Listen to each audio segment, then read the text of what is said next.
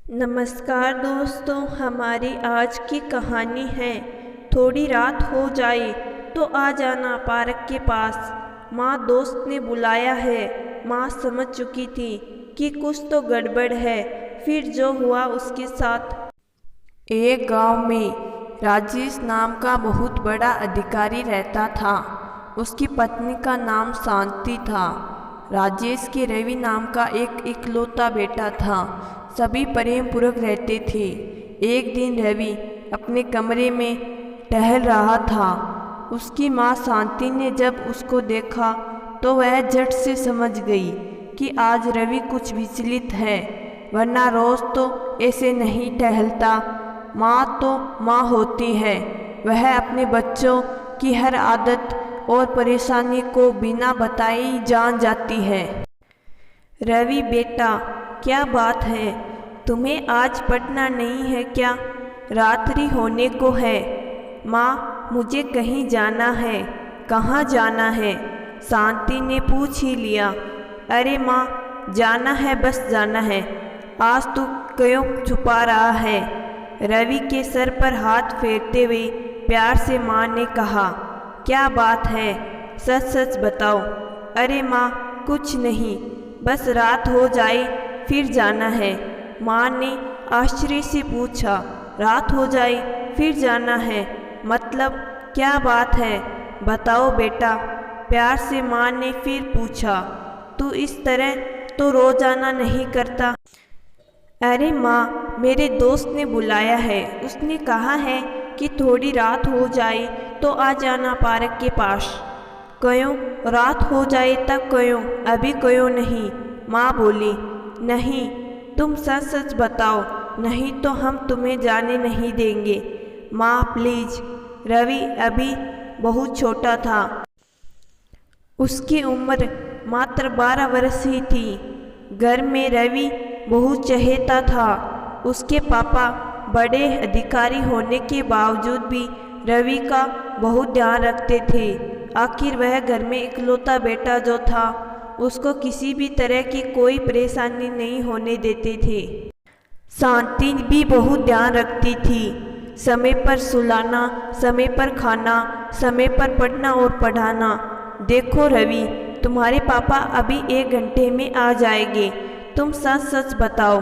अरे माँ, अगर नहीं गया तो राजू हमें स्कूल में पीटेगा। यह राजू कौन है और ऐसे कैसे पीटेगा? मैं उसको प्रिंसिपल साहब से पिटवा दूंगी। तुम डरो मत, सच सच बताओ क्या बात है।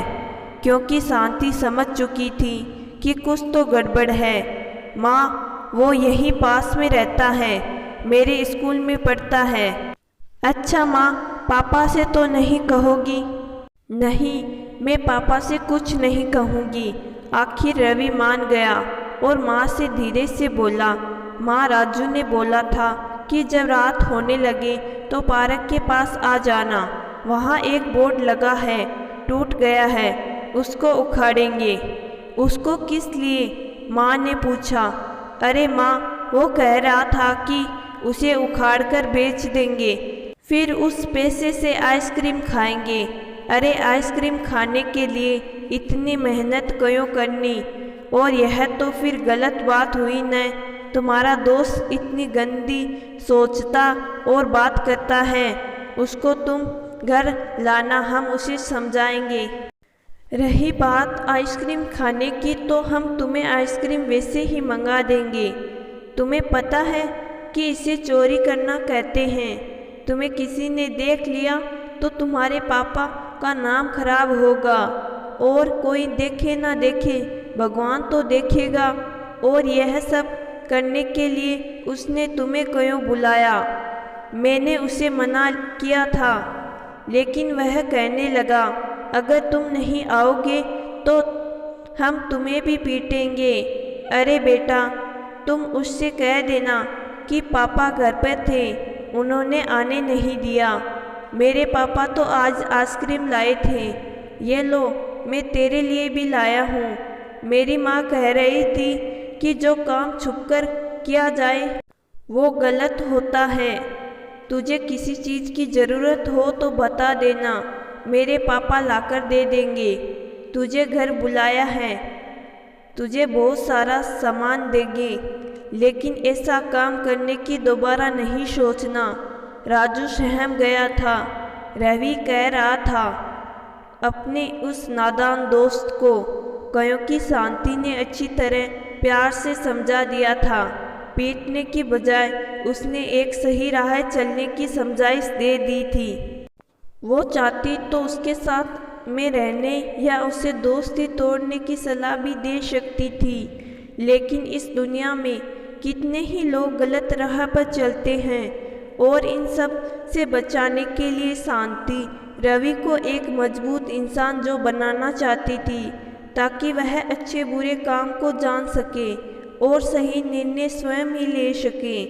इसलिए वह उसे हर सही कार्य करने की समझाइश दे रही थी।